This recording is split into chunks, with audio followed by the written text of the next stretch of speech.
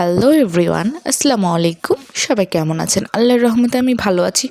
তো আজকে ফ্রাইডে, আর ফ্রাইডে মানেই তো স্পেশাল কোনো কিছু লাগবেই।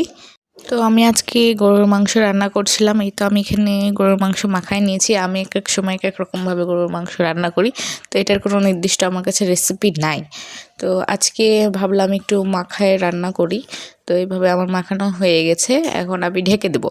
আর গরুর মাংস তো আমরা সবাই রান্না করা জানি, এটা নতুন করে কোনো রেসিপি দেওয়ার কিছু নাই। তো ভাবলাম আমি রান্না করছি, তো আপনাদের সঙ্গে শেয়ার করা যাক।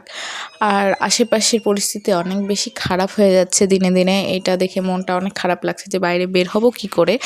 নিউজ দেখলেই প্রতিদিন দেখতে পাচ্ছি শুধু ডাকাতি আর ডাকাতি, এই জন্য খুব ভয় লাগছে। আজকেও একটা শিক্ষা সফরের বাস ডাকাতি হয়েছে, তো খুবই দুঃখজনক ব্যাপার। আমাদের প্রশাসনকে দৃষ্টি আকর্ষণ করছি, তারা কঠোর পদক্ষেপ গ্রহণ করুক। তো সবাই নিরাপদে থাকবেন, ভালো থাকবেন, আর বাসার থেকে বের হওয়ার একটু কম চেষ্টা করবেন। দেশের